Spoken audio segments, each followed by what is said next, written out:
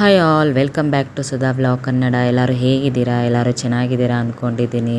ಇವತ್ತಿನ ನನ್ನ diet routine ಎಲ್ಲ ಯಾವ ರೀತಿ ಇತ್ತು, ಹಾಗೆ ನಾನು ಇವತ್ತು ಫುಲ್ ಡೇ ವ್ಲಾಗ್ ಕೂಡ ಮಾಡ್ತಾಯಿದ್ದೀನಿ. ಇವತ್ತು ಬುಧವಾರ ಆಗಿರೋದ್ರಿಂದ ಇವತ್ತು ಮಕ್ಕಳಿಗೆ ಸ್ಕೂಲ್ ರಜೆ ಬೇರೆ ಇದೆ, ಸ್ವಲ್ಪ ಆಚೆ ಕೂಡ ಹೋಗೋದಿದೆ. ಇದೆಲ್ಲದು ನಾನು ವಿಡಿಯೋ ಮಾಡಿದ್ದೀನಿ. ನಿಮಗೆ ಈ ವಿಡಿಯೋ ಖಂಡಿತ ಇಷ್ಟ ಆಗುತ್ತೆ ಅಂದ್ಕೊಂಡಿದ್ದೀನಿ. ಇಷ್ಟ ಆದರೆ ಗೊತ್ತಲ್ವಾ, ಪ್ಲೀಸ್ ಖಂಡಿತ ಒಂದು ಲೈಕ್ ಮಾಡಿ. ಹಾಗೆ ಯಾರೆಲ್ಲ ಫಸ್ಟ್ ಟೈಮ್ ನನ್ನ ವಿಡಿಯೋ ನೋಡ್ತಾ ಇದ್ದೀರಾ, ನನ್ನ ಚಾನಲ್ನ ಸಬ್ಸ್ಕ್ರೈಬ್ ಮಾಡ್ಕೊಳ್ಳಿ. ನಿಮಗೆ ಈ ವಿಡಿಯೋ ಏನು ಅನ್ನಿಸ್ತು, ಹೇಗೆ ಅನ್ನಿಸ್ತು ಅಂತ ನನಗೆ ಕಮೆಂಟ್ ಮಾಡಿ ಕೂಡ ಹೇಳ್ಬೋದು. ಯಾರೆಲ್ಲ ವೆಯ್ಟ್ ಲಾಸ್ ಮಾಡ್ಕೋತಾ ಇದ್ದಾರಲ್ವ, ಅವರಿಗೆ ಖಂಡಿತ ಈ ವಿಡಿಯೋನ ಶೇರ್ ಮಾಡಿ, ತುಂಬ ಹೆಲ್ಪ್ ಆಗುತ್ತೆ. ಇವತ್ತಿನ ನನ್ನ ಡಿಟಾಕ್ಸ್ ಡ್ರಿಂಕ್ ಬಂದುಬಿಟ್ಟು, ನಾನು ನಿನ್ನೆ ಏನು ಚಿಯಾ ಸೀಡ್ಸ್ ವಾಟ್ರ್ ತೊಗೊಂಡಿದ್ದೆ, ಇವತ್ತು ಕೂಡ ಅದೇ ಸೇಮ್ ಚಿಯಾ ಸೀಡ್ಸ್ ವಾಟ್ರೇ ತೊಗೊಂಡಿದ್ದೀನಿ. ಮಾರ್ನಿಂಗ್ ಇದು ನಾನು 9 o'clock ತೊಗೊಂಡಿರೋದು. ನಾನು 2 days ಆಗಿತ್ತು ವಾಕ್ ಹೋಗಿರಲಿಲ್ಲ, ಯಾಕಂದರೆ ಬೆಂಗಳೂರಲ್ಲಿ ಸಿಕ್ಕಾಪಟ್ಟೆ ಮಳೆ ಹತ್ಕೊಂಡ್ಬಿಟ್ಟಿತ್ತು. ಜಿಟಿ ಈ ಥರ ಇರೋದ್ರೆ ನಮಗೆ ಆಚೆ ಹೋಗೋಕ್ಕೆ ಆಗೋಲ್ಲ. ವಾಕ್ ಮಾಡೋಕ್ಕಂತೂ ನಾನು ಹೋಗಿರಲಿಲ್ಲ. ಅದಕ್ಕೆ ಇವತ್ತು ಮಳೆ ಇರಲಿಲ್ಲ, ಏನಿರಲಿಲ್ಲ, ಚೆನ್ನಾಗಿ ಅದು ನಾನು ಬೆಳಿಗ್ಗೆನೂ ಹೋಗಿದ್ದೀನಿ, ಸಾಯಂಕಾಲನೂ ಹೋಗಿದ್ದೀನಿ. ಯಾಕೆಂದರೆ ಸ್ಕೂಲ್ ರಜೆ ಇರೋದ್ರಿಂದ ಮಕ್ಕಳಿಗೇನು ಬಾಕ್ಸ್ ಕಟ್ಟಬೇಕು, ಬೇಗ ಸ್ಕೂಲಿಗೆ ಕಳಿಸ್ಬೇಕು ಅಂತ ಏನೂ ಕೆಲಸ ಇರಲಿಲ್ಲ. ಅದಕ್ಕೋಸ್ಕರ ನಾನು ಬೆಳಿಗ್ಗೆನೂ 1 hour ವಾಕ್ ಮಾಡಿದ್ದೀನಿ, ಸಾಯಂಕಾಲನೂ 1 hour ವಾಕ್ ಮಾಡಿದ್ದೀನಿ. ಇವತ್ತು ಚೆನ್ನಾಗೇ ವಾಕ್ ಮಾಡಿದ್ದೀನಿ ಅಂತ ಹೇಳ್ಬೋದು.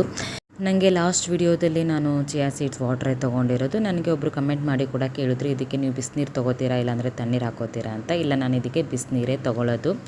ಇದಾದಮೇಲೆ ಫ್ರೆಂಡ್ಸ್, ನಾನು 11 o'clock ಬ್ರೇಕ್ಫಾಸ್ಟ್ ತೊಗೊಂಡಿದ್ದೀನಿ. ಬ್ರೇಕ್ಫಾಸ್ಟಿಗೆ ನಾನು 1 ತಟ್ಟೆ ಇಡ್ಲಿ ತೊಗೊಂಡಿದ್ದೀನಿ. ಹಾಗೆ ನಾನು ತರಕಾರಿ ಹಾಕಿರೋ ಸಾಂಬಾರು ಕೂಡ ಮಾಡ್ಕೊಂಡಿದ್ದೆ, ಅದನ್ನು ಕೂಡ ತೊಗೊಂಡಿದ್ದೀನಿ. ನೀವು ಮನೆಯೇ ಹೋಮ್ ಮೇಡ್ ಏನು ಮಾಡ್ಕೋತೀರಲ್ವ, ಇಡ್ಲಿ ಆಯಿತು, ದೋಸೆ ಆಯಿತು, ತೊಗೋಬೋದು ಆರಾಮಾಗಿ. ಬಟ್ ಕ್ವಾಂಟಿಟಿಯಲ್ಲಿ ಸ್ವಲ್ಪ ಕಡಿಮೆ ತೊಗೋಬೇಕಷ್ಟೇ. ನಾನು ರವೆ ಇಡ್ಲಿ ಆಗಿರೋದ್ರಿಂದ ನಾನು 1 ತಟ್ಟೆ ಇಡ್ಲಿ ತೊಗೊಂಡಿದ್ದೀನಿ, ಮತ್ತು ಒಂದು ಬೌಲಷ್ಟು ಸಾಂಬಾರು ಕೂಡ ತೊಗೊಂಡಿದ್ದೀನಿ. ಇದನ್ನು ನಾನು 11 o'clock ತೊಗೊಂಡಿರೋದು. ಇದು ಆದಮೇಲೆ ಇವತ್ತು ನಾವು ಬುಧವಾರ ಇರೋದ್ರಿಂದ ನಮ್ಮ ಮನೇಲಿ ಚಿಕನ್ನು ಇಲ್ಲಾಂದರೆ ಮಟನ್ನು ಯಾವುದಾದ್ರೂ ಒಂದು ಮಾಡ್ತಾನೆ ಇರ್ತೀವಿ. ಇವತ್ತು ನಮ್ಮ ಹಸ್ಬೆಂಡು ಚಿಕನ್ ಮಾಡ್ತಾಯಿದ್ದಾರೆ. ಇದಕ್ಕೆ ಆನಿಯನ್ನು ಮತ್ತು ಬೆಳ್ಳುಳ್ಳಿ, ಶುಂಠಿ ಎಲ್ಲ ಕಟ್ ಮಾಡಿ ರೆಡಿ ಮಾಡಿ ಇಟ್ಕೊಂಡಿದ್ದಾರೆ. ಮಸಾಲೆ ಕೂಡ ಮಸಾಲೆ ಕೊಡೋಕ್ಕೆ ಮಸಾಲೆ ಐಟಮ್ಸ್ ಕೂಡ ಎಲ್ಲ ರೆಡಿ ಮಾಡಿ ಇಟ್ಕೊಂಡಿದ್ದಾರೆ. ನಮ್ಮ ಮನೇಲಿ ಬುಧವಾರ ಬಂದರೆ ಚಿಕನ್ನು ಇಲ್ಲಾಂದರೆ ಮಟನ್ನು ನಮ್ಮ ಹಸ್ಬೆಂಡೇ ಮಾಡೋದು, ನಾನು ಅವ್ರಿಗೆ ಹೆಲ್ಪ್ ಮಾಡೋದಷ್ಟೇ. ಯಾಕಂದರೆ ಅವರು ತುಂಬ ಚೆನ್ನಾಗಿ ಮಾಡ್ತಾರೆ. ಅವ್ರ ಫ್ರೆಂಡ್ಸ್ ಎಲ್ಲರೂ ಬರ್ತಾರೆ, ನನಗೆ ಚಿಕನ್ ಮಾಡಿಕೊಡು, ಮಟನ್ ಮಾಡಿಕೊಡು, ನೀನು ಸಖತ್ತಾಗಿ ಮಾಡ್ತೀಯ ಅಂತ ಅವರೇ ಎಲ್ಲ ಕೆಲವೊಂದು ಸಾರಿ ಅವರೇ ತೊಗೊಂಡು ಬಂದುಬಿಟ್ಟಿರ್ತಾರೆ. ಚಿಕನ್ನು, ಮಟನ್ನು ಇಲ್ಲಾಂದರೆ ಎಲ್ಲ ಐಟಮ್ಸ್ ಅವರೇ ತೊಗೊಂಡು ಬಂದುಬಿಡ್ತಾರೆ. ಮಾಡೋಣ ಬಾ ನಿಮ್ಮ ಮನೆಯಲ್ಲಿ ಅಂತ ಅವರೇ ತೊಗೊಂಡು ಬಂದುಬಿಡ್ತಾರೆ. ಇವಾಗ ಅವರು ಮಸಾಲೆ ರೆಡಿ ಮಾಡ್ಕೊತಾ ಇದ್ದಾರೆ. ಮಿಕ್ಸಿಗೆ ಪೇಸ್ಟ್ ಮಾಡ್ಕೊಳ್ಳೋಕ್ಕೋಸ್ಕರ ಮಸಾಲೆ ರೆಡಿ ಮಾಡ್ಕೊತಾ ಇದ್ದಾರೆ. ಮಸಾಲೆಗೆ ಅವರು ಚೆನ್ನಾಗೇ ಎಣ್ಣೆ ಹಾಕೋದು, ನಾನೇ ಎಣ್ಣೆ ಕಡಿಮೆ ಯೂಸ್ ಮಾಡೋದು ನಮ್ಮ ಮನೆಯಲ್ಲಿ. ನಮ್ಮ ಹಸ್ಬೆಂಡು ಚಿಕನ್ ಆದರೂ ಮಾಡಲಿ, ಮಟನ್ ಆದರೂ ಮಾಡಲಿ, ಯಾವುದಕ್ಕಾದರೂ ಅವರು ಸಖತ್ತಾಗಿ ಎಣ್ಣೆ ಯೂಸ್ ಮಾಡ್ತಾರೆ. ಇವಾಗ ಅವ್ರು ಏನು ಕಟ್ ಮಾಡಿ ರೆಡಿ ಮಾಡಿ ಇಟ್ಕೊಂಡಿದ್ರಲ್ಲ ಎಲ್ಲ ಮಸಾಲೆನೂ, ಅದನ್ನು ಇವಾಗ ಅವರು ಫ್ರೈ ಮಾಡೋಕ್ಕೋಸ್ಕರ ಎಲ್ಲನೂ ಹಾಕ್ತಾಯಿದ್ದಾರೆ. ಇದನ್ನು ಚೆನ್ನಾಗಿ ಅವರು ಬ್ರೌನ್ ಕಲರ್ ಬರೋವರೆಗೂ ಚೆನ್ನಾಗಿ ಫ್ರೈ ಮಾಡ್ಕೊತಾರೆ. ಸಖತ್ತಾಗಿತ್ತು ಮಾತ್ರ ಚಿಕನ್ ಸಾಂಬಾರು. ನನಗೆ ಅಂತೂ ತುಂಬ ಇಷ್ಟ ಆಯಿತು. ನನಗೆ ಅಷ್ಟೇ ಇಲ್ಲ, ನಮ್ಮ ಮನೇಲಿ ನನ್ನ ಮಗಳಿಗೆ ಆಯಿತು, ನಮ್ಮ ಮಗನಿಗೆ ಆಯಿತು. ಸೊ ಎಲ್ಲರಿಗೂ ತುಂಬ ಇಷ್ಟ ನಮ್ಮ ಹಸ್ಬೆಂಡ್ ಮಾಡಿರೋ ಚಿಕನ್ನು ಇಲ್ಲಾಂದರೆ ಮಟನ್ನು. ಯೂಶ್ವಲಿ ನಮ್ಮ ಮನೇಲಿ ಚಿಕನ್ನು ಮಟನ್ನು ನಾವು ಬುಧವಾರಕ್ಕೊಂದ್ಸರಿ ಮಾಡೇ ಮಾಡ್ತೀವಿ. ಇವಾಗ ಇದು ಫ್ರೈ ಮಾಡ್ಕೊತಾ ಇದ್ದಾರೆ. ಇದಕ್ಕೆ ಇವಾಗ ಕರಿಬೇವಿನ ಸೊಪ್ಪು ಕೂಡ ಹಾಕಿದರು. ಕರಿಬೇವಿನ ಸೊಪ್ಪು ಮತ್ತು ಟೊಮೆಟೊ, ಸ್ವಲ್ಪ ಹುಣಸೆಹಣ್ಣು ಕೂಡ ನೆನೆಸಿಟ್ಟಿದ್ದೀನಿ, ಅದನ್ನು ಕೂಡ ಇದನ್ನು ಆ್ಯಡ್ ಮಾಡ್ತಾರೆ. ಇದೆಲ್ಲನೂ ಚೆನ್ನಾಗಿ ಬ್ರೌನ್ ಕಲರ್ ಬರೋವರೆಗೂ ಚೆನ್ನಾಗಿ ಫ್ರೈ ಮಾಡ್ಕೋಬೇಕು. ನಾವು ಸ್ವಲ್ಪ ಆಚೆ ಹೋಗ್ತಾ ಇರೋದ್ರಿಂದ ನಾವು ಇದನ್ನು ಬೇಗ ಎಲ್ಲ ರೆಡಿ ಮಾಡಿಬಿಟ್ಟು ಹೋಗೋಣ ಅಂತ ರೆಡಿ ಮಾಡ್ಕೋತಾ ಇದ್ದೀವಿ. ಇವತ್ತು ನಾವು ನನ್ನ ಮಗಳಿಗೆ ಅವಳ ಸ್ಕೂಲಲ್ಲಿ ಸ್ವಿಮ್ಮಿಂಗ್ ಕಾಂಪಿಟೇಷನ್ ಇದೆ. ಅವಳು ಸ್ವಿಮ್ಮಿಂಗು ಮತ್ತು ಫುಟ್ಬಾಲಲ್ಲಿ ಇರೋದ್ರಿಂದ ಅವಳಿಗೆ 20th ಏನೋ ಸ್ವಿಮ್ಮಿಂಗ್ ಮತ್ತು ಫುಟ್ಬಾಲ್ ಕಾಂಪಿಟೇಷನ್ ಇದೆ ಅಂತ. ಅದಕ್ಕೋಸ್ಕರ ಅವಳದು ಸ್ವಿಮ್ಮಿಂಗ್ ಡ್ರೆಸ್ಸು ತುಂಬ ಚಿಕ್ಕದಾಗ್ತಾಯಿದೆ, ಮತ್ತು ಫುಟ್ಬಾಲು ಶೂಸ್ ಕೂಡ ನನಗೆ ತುಂಬ ಚಿಕ್ಕದಾಗ್ತಾಯಿದೆ, ಹೋಗ್ಬಿಟ್ಟು ತರೋಣ ಅಂತ ತುಂಬ 2-3 ದಿನದಿಂದ ತುಂಬ ಹಠ ಮಾಡ್ತಾಯಿದ್ದು. ಅದಕ್ಕೋಸ್ಕರ ಇವಾಗ ಅದನ್ನು ಕೂಡ ತರಕ್ಕೆ ಹೋಗಬೇಕು. ಇದನ್ನೆಲ್ಲ ರೆಡಿ ಮಾಡಿಬಿಟ್ಟು ಆಮೇಲೆ ಬಂದು ಊಟ ಮಾಡೋಣ. ಫಸ್ಟ್ ಇದೆಲ್ಲ ರೆಡಿ ಮಾಡಿಬಿಟ್ಟು ಹೋಗೋಣ ಅಂತ ರೆಡಿ ಮಾಡ್ಕೊತಾ ಇದ್ದೀವಿ. ಅವಳು ಬಂದುಬಿಟ್ಟು ನಾನು ಫ್ರೈ ಮಾಡ್ತೀನಿ ಅಂತ ಅವಳು ಇದರಲ್ಲಿ ಕೈ ಹಾಕ್ಬಿಟ್ಟು ಅವಳು ಫ್ರೈ ಮಾಡೋಕ್ಕೆ ರೆಡಿ ಮಾಡ್ತಾ ಇದ್ದಾಳೆ. ಅವ್ರ ಅಪ್ಪಗೆ ಫುಲ್ ಸಪೋರ್ಟ್ ಮಾಡ್ತಾ ಇದ್ದಾಳೆ ಚಿಕನ್ ಮಾಡೋಕ್ಕೆ. ನೋಡಿ, ಖಾರ ಎಲ್ಲ ಹಾಕ್ಬಿಟ್ಟು ಅವಳು ಕೈಯಾಡಿಸ್ತಾ ಇದ್ದಾಳೆ. ಅವಳಿಗೂ ತುಂಬ ಇಷ್ಟ. ಅವ್ರ ಅಪ್ಪಗೆ ಏನಾದರೂ ಮಾಡ್ತಾಯಿದ್ರೆ ಹೆಲ್ಪ್ ಮಾಡ್ತಾ ಇರ್ತಾಳೆ, ಅಪ್ಪ ನಾನು ಅದು ಮಾಡಿಕೊಡ್ಲಾ, ಇದನ್ನು ಮಾಡಿಕೊಡ್ಲಾ ಅಂತ. ನೋಡಿ, ಇವಾಗೆಲ್ಲ ಮಸಾಲೆ ಫ್ರೈ ಮಾಡಿ ಎಲ್ಲ ರೆಡಿ ಆಗಿದೆ. ಇದನ್ನು ಕೂಡ ಇವಾಗ ಪೇಸ್ಟ್ ಮಾಡ್ಕೊತೀನಿ. ಇವಾಗ ನಾನು ಸ್ವಲ್ಪ ಹುಣಸೆಹಣ್ಣು ಕೂಡ ನೆನೆಸಿಟ್ಟಿದ್ದೆ, ಅದನ್ನು ಕೂಡ ಹಾಕ್ಕೊಂಡು ಮಿಕ್ಸಿಗೆ ಎಲ್ಲ ಪೇಸ್ಟ್ ಮಾಡ್ಕೊಂಡು ರೆಡಿ ಮಾಡಿ ಇಟ್ಕೊಂಡಿದ್ದೀನಿ. ಇವಾಗ ಅವ್ರು ಏನೇ ನಾವು ಪಾತ್ರೆ ಇತ್ತಲ್ವ ಅದೇ ಪಾತ್ರೆಗೆ ನಾವು ಚಿಕನ್ ಹಾಕಿದ್ದಾರೆ. ಚಿಕನ್ ಹಾಕ್ಬಿಟ್ಟು ಸ್ವಲ್ಪ ಪುದೀನ ಕೂಡ ಕಟ್ ಮಾಡಿ ಹಾಕಿ ಚೆನ್ನಾಗಿ ಎರಡನ್ನೂ ಕೂಡ ಚೆನ್ನಾಗಿ ಫ್ರೈ ಮಾಡ್ಕೊತಾ ಇದ್ದಾರೆ. ಇದಕ್ಕೆ ನಾವೇನು ಆಲ್ರೆಡಿ ಪೇಸ್ಟ್ ಮಾಡಿ ಇಟ್ಕೊಂಡಿದ್ವಿ ಅಲ್ವ ಮಸಾಲೆನ, ಅದನ್ನು ಕೂಡ ಹಾಕಿಬಿಟ್ಟು ಸ್ವಲ್ಪ ನೀರು ಹಾಕಿ ಬೇಯಿಸ್ಬಿಟ್ರೆ ಆಗೋಯಿತು. ಚಿಕನ್ ಸಾಂಬಾರು ರೆಡಿ ಆಯಿತು. ಇಷ್ಟೇ, ಚೆನ್ನಾಗಿತ್ತು, ಸಖತ್ತಾಗಿತ್ತು, ಎಲ್ಲರಿಗೂ ತುಂಬ ಇಷ್ಟ ಆಯಿತು. ನಾನು ಲಾಸ್ಟ್ ಟೈಮ್ ಚಿಕನ್ ಮಾಡಿದಾಗ ನನಗೆ ರೆಸಿಪಿ ತೋರ್ಸೋಕ್ಕಾಗಲಿಲ್ಲ. ಹಾಗಾಗಿ ನಾನು ನಿಮಗೆ ಏನಾದರೂ ರೆಸಿಪಿ ಏನಾದರೂ ಬೇಕಂದರೆ ನನಗೆ ಕಮೆಂಟ್ ಮಾಡಿ ಹೇಳಿ ಅಂತ ಹೇಳಿದ್ವಿ. ಖಂಡಿತ ನನಗೆ ನನ್ನ ಸಬ್ಸ್ಕ್ರೈಬರ್ ಕಮೆಂಟ್ ಮಾಡಿದರು, ನೀವು ಈ ರೆಸಿಪಿನ ತೋರಿಸ್ಕೊಡಿ ಅಂತ. ಅದಕ್ಕೋಸ್ಕರ ನಾನು ಇದನ್ನು ಫುಲ್ ರೆಸಿಪಿ ತೋರಿಸ್ಕೊಟ್ಟಿದ್ದೀನಿ. ಸಖತ್ತಾಗಿತ್ತು. ನಮ್ಮ ಮನೆಯಲ್ಲಿ ನಾವು ಇದೇ ಥರ ಚಿಕನ್ ಆಯಿತು, ಮಟನ್ ಆಯಿತು, ಸಾಂಬಾರಾಯಿತು ಎಲ್ಲ ಮಾಡ್ತೀವಿ. ಮಾಡ್ದೇ ಇವಾಗ ನಾವು ಸಾಂಬಾರು ರೆಡಿ ಮಾಡ್ಕೊತಾ ಇರೋದು. ನಾನು ವಿಡಿಯೋ ತೋರಿಸಿದ್ದೀನಿ ಅಂತ ಅಂದ್ಕೊಂಡಿದ್ದೀನಿ. ನಿಮಗೆ ಇದು ಯಾವ ಥರ ರೀಚ್ ಆಗುತ್ತೆ ಗೊತ್ತಿಲ್ಲ. ನಿಮಗೆ ರೆಸಿಪಿ ಅಂತೂ ನಾನು ಫುಲ್ ಡೀಟೇಲಾಗಿ ತೋರಿಸಿದ್ದೀನಿ ಅಂದ್ಕೊಂಡಿದ್ದೀನಿ. ಖಂಡಿತ ನಿಮಗೆ ಇಷ್ಟ ಆಗುತ್ತೆ ಅಂದ್ಕೊಂಡಿದ್ದೀನಿ. ಖಂಡಿತ ಇದನ್ನು ನಿಮ್ಮ ಮನೇಲಿ ನೀವು ಈ ರೀತಿ ಟ್ರೈ ಮಾಡಿ ನೋಡಿ. ಸಖತ್ತಾಗಿತ್ತು. ಟೇಸ್ಟ್ ಮಾತ್ರ ನೀವು ತುಂಬ ಇಷ್ಟಪಡ್ತೀರಾ. ಯಾರೆಲ್ಲ ಚಿಕನ್ ತಿನ್ನೋಕ್ಕೆ, ಮಟನ್ ತಿನ್ನೋಕ್ಕೆ ಯಾರೆಲ್ಲ ಇಷ್ಟಪಡ್ತೀರಲ್ವ, ಈ ಥರ ಮಾಡಿಬಿಟ್ಟು ನೋಡಿ, ಸಖತ್ತಾಗಿತ್ತು. ಇವಾಗ ನಮ್ಮ ಹಸ್ಬೆಂಡ್ ಎಲ್ಲ ಚಿಕನ್ ಎಲ್ಲ ರೆಡಿ ಮಾಡೋಷ್ಟರಲ್ಲಿ ಮನೆ ಕಿಚನ್ ಎಲ್ಲ ಫುಲ್ ಗಲೀಜು ಮಾಡಿಬಿಟ್ಟಿದ್ರು. ಅದನ್ನೆಲ್ಲ ಫೈನಲಾಗಿ ನಾನು ಕ್ಲೀನ್ ಮಾಡಿ ಚಿಕನ್ನೇ ಬಾಯ್ಲ್ ಮಾಡೋಕ್ಕೆ ಇಟ್ಬಿಟ್ಟಿದ್ದೆ ನಾನು ಒಂದು 5 ನಿಮಿಷ. ಅದು ರೆಡಿ ಆಗೋಷ್ಟರಲ್ಲಿ ನಾನು ಎಲ್ಲ ಕಿಚನ್ ಕ್ಲೀನ್ ಮಾಡಿಕೊಂಡೆ.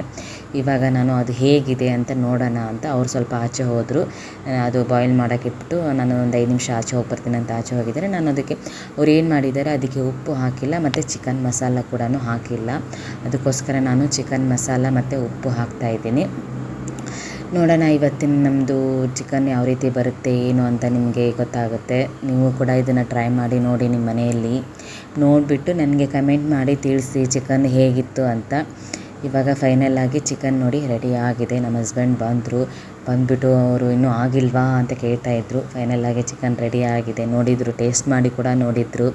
ಚೆನ್ನಾಗಿದೆ, ಸಖತ್ತಾಗಿದೆ, ನನಗೆ ಹಾಕ್ಕೊಡು, ನಾನು ತಿನ್ನಬೇಕು ಅಂತ ಅಂದರು. ಅದಕ್ಕೋಸ್ಕರ ಅವರಿಗೆ ಸರ್ವ್ ಮಾಡಿಕೊಟ್ಟು ಆಯಿತು. ಅವ್ರು ತಿಂದುಬಿಟ್ರು. ಚೆನ್ನಾಗಿದೆ, ಸಖತ್ತಾಗಿದೆ ಅಂತ ಕೂಡ ಹೇಳಿದರು. ಅವರು ಆಲ್ರೆಡಿ ಬೆಳಗ್ಗೆನೇ ತಿನ್ಕೊಂಡ್ಬಿಟ್ರು. ಇದು ನಮ್ಮ ಮಾಡಿರೋದು ನಾನು 11 o'clock 10 o'clock ಮಾಡಿರೋದು. ಇದನ್ನು ರೆಡಿ ಮಾಡಿರೋದು. ಅವ್ರು ಆವಾಗಲೇ ಸ್ವಲ್ಪ ರೈಸ್ ಇತ್ತು ಮನೆಯಲ್ಲಿ, ಅದ್ರ ಜೊತೆಗೆ ತೊಗೊಂಡ್ಬಿಟ್ರು. ನಾವೆಲ್ಲ ಡೆಕಾಥ್ಲಾನಿಗೆ ಹೋಗ್ಬಿಟ್ಟು ಬಂದು ಮಧ್ಯಾಹ್ನ ಊಟ ಮಾಡೋಣ ಅಂತ ಇದನ್ನು ನಾವು ಏನು ಇವಾಗ ತೊಗೊಳ್ತಾ ಇಲ್ಲ. ಅವ್ರು ಆಲ್ರೆಡಿ ಸ್ವಲ್ಪ ತಿನ್ಕೊತೀನಿ ನಾನು ಅಂತ. ಅವ್ರಿಗೆ ತುಂಬ ಇಷ್ಟ. ನಮ್ಮ ಮನೇಲಿ ನಮ್ಮ ಹಸ್ಬೆಂಡಿಗೆ ನಾವು ಮನೆಯಲ್ಲಿ ವಾರಕ್ಕೆ ಒಂದು ಸರಿ ಮಾಡೋದು, ಬಟ್ ಅವರು ವಾರ ಪೂರ್ತಿ ಸಂಡೇ ಒಂದಿನ ಬಿಟ್ಬಿಟ್ಟು ನಮ್ಮ ಮನೆಯಲ್ಲಿ ವಾರ ಪೂರ್ತಿ ತಿಂತಾರೆ ಅವರು. ಚಿಕನ್ನು ಮಟನ್ನು ಅಷ್ಟಿಷ್ಟ ಅವರಿಗೆ. ಇವಾಗ ನೋಡಿ ನಾವು ಫೈನಲಾಗಿ ಹೋಗ್ತಾಯಿದ್ದೀವಿ ಆಚೆ, ಡೆಕಾಥ್ಲಾನಿಗೆ ಹೋಗೋಣ ಅಂತ ಹೋಗ್ತಾಯಿದ್ದೀವಿ. ನೋಡೋಣ ಅಲ್ಲಿ ಏನೇನಾಗುತ್ತೆ, ಈ ಮಕ್ಕಳು ಏನೇನು ತೊಗೋತಾರೆ ಏನು ಕತೆ ಗೊತ್ತಿಲ್ಲ. ಇವರು ಒಂದು ಅಂತ ತೊಗೊಳಕ್ಕೆ ಹೋಗ್ಬಿಟ್ಟು ಒಂದು 16 ಹಿಡಿಯೋದು ತೊಗೊಳ್ಳೋದು. ಇದು ನಮ್ಮ ಮನೆಯಿಂದ ಸ್ವಲ್ಪ ಒಂದು 10 ಕಿಲೋಮೀಟ್ರ್ ಆಗ್ಬೋದು ಅನ್ಕೋತೀನಿ. ಅಷ್ಟು ದೂರ ಆಗುತ್ತೆ, ಅಷ್ಟು ಕಿಲೋಮೀಟ್ರ್ ಬರುತ್ತೆ.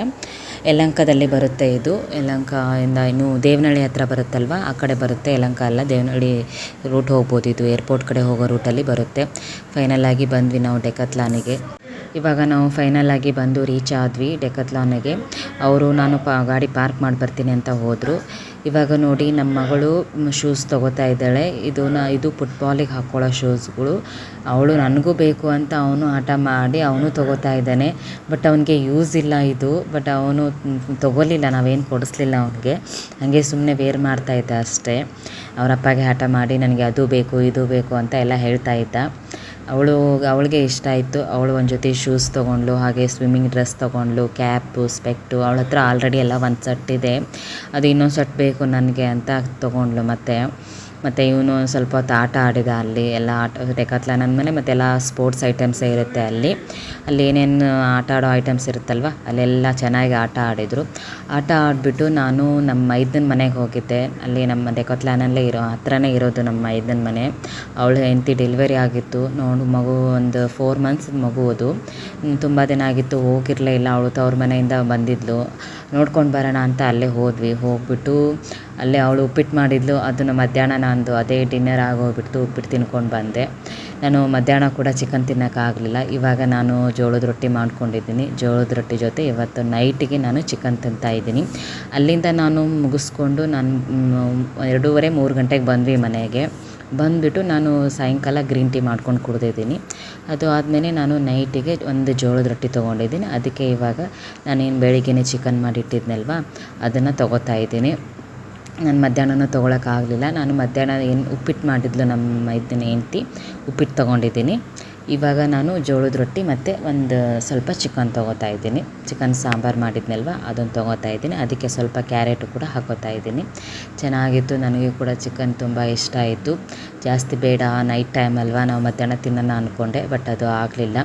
ನೈಟ್ ಆದರೂ ತಿನ್ನೋಣ ಅಂತ ತೊಗೋತಾ ಇದ್ದೀನಿ. ಇದು ಆದಮೇಲೆ ಇನ್ನೇನಿರುತ್ತೆ, ಚಿಕನ್ ಬೇರೆ ತಿಂದಿದ್ದೀವಲ್ವ, ನಮ್ಮ ಹಸ್ಬೆಂಡ್ ಬೇರೆ ಅದಕ್ಕೆ ಎಣ್ಣೆ ಜಾಸ್ತಿ ಹಾಕ್ಬಿಟ್ಟು ಚಿಕನ್ ರೆಡಿ ಮಾಡಿದರು. ಇದು ಡೈಜೆಷನ್ ಆಗಬೇಕಲ್ವ, ಅದಕ್ಕೋಸ್ಕರ ನಾನು ಜೀರಾ ವಾಟರ್ ತೊಗೊಂಡೆ. ನೈಟ್ 9 o'clock ತೊಗೊಂಡಿದ್ದೀನಿ. ನೋಡಿದ್ರಲ್ಲ ಫ್ರೆಂಡ್ಸ್, ಇವತ್ತಿನ ನನ್ನ ಡಯಟ್ ರೊಟೀನ್ ಯಾವ ರೀತಿ ಹೋಯಿತು. ಈ ವಿಡಿಯೋ ಎಲ್ಲರಿಗೂ ಇಷ್ಟ ಆಗಿದೆ ಅಂದ್ಕೊಂಡಿದ್ದೀನಿ. ಇಷ್ಟ ಆದರೆ ಖಂಡಿತ ಲೈಕ್ ಮಾಡಿ, ಹಾಗೆ ನನ್ನ ಚಾನಲ್ನ ಸಬ್ಸ್ಕ್ರೈಬ್ ಮಾಡ್ಕೊಳ್ಳಿ. ನೆಕ್ಸ್ಟ್ ವಿಡಿಯೋದಲ್ಲಿ ಸಿಗೋಣ ಫ್ರೆಂಡ್ಸ್. ಬಾಯ್.